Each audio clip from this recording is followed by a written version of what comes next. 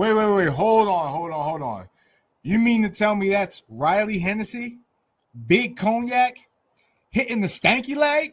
Shit!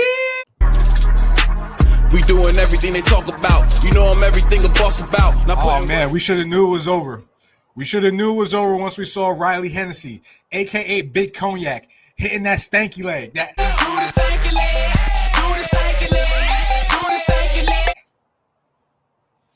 hit the stanky leg on him.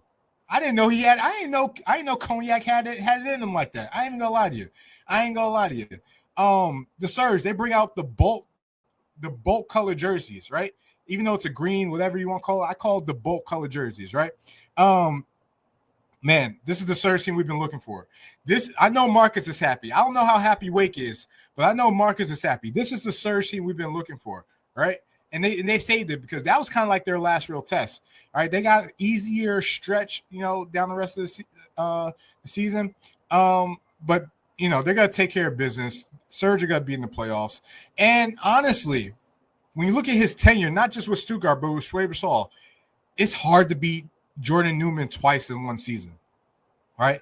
It is hard to beat a Jordan Newman football team twice in one season, right? I thought Paris had a couple missed opportunities. You think about the 4th and 1. I thought it was earlier in the game. Jalen should have ran it, tried to throw it to Anthony Mahongu, drop pass, but he should have run, right? And what happens after that? That leads to a Lewis Guyer touchdown, 7.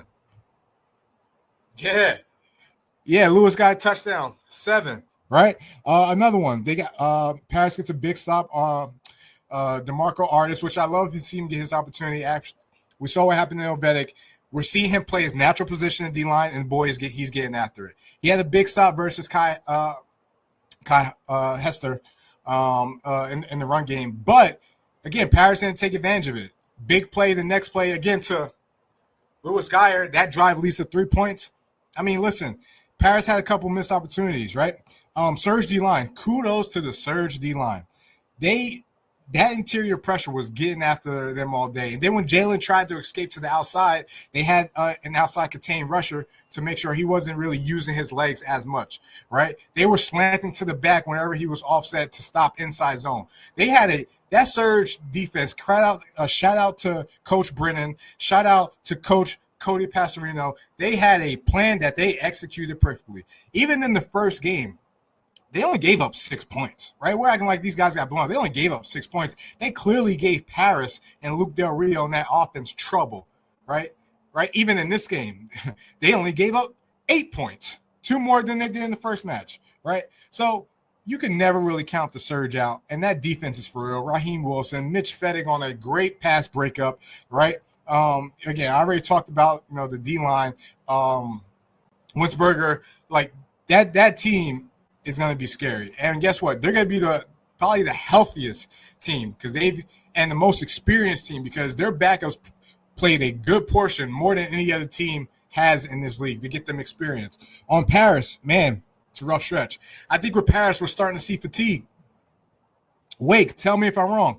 I think the fatigue, not just of the schedule, but the type of talent they've had to play, I think it's starting to settle in. This is not the same Paris team we saw in the first half of the season. And granted, they're going to look good their next 2 games when they go play the Cologne Centurions, when they go play the Helvetic Mercenaries, before they play the Vienna Vikings again in Week 14. Paris is going to look good, and people are going to try to jump on that bandwagon. But those games don't matter. There's only one game that matters right now for Paris, and that is beating the Vienna Vikings the last week of the season. All right? They'll take care of business versus Cologne. They'll take care of business versus Helvetic. Right? But how much fatigue is going to settle in before we get to that last week of the season, right? Again, you look at, looking at my notes. Heading into the fourth quarter, this was a Paris team offense at 59 yards rushing, 81 yards passing, 0 touchdowns.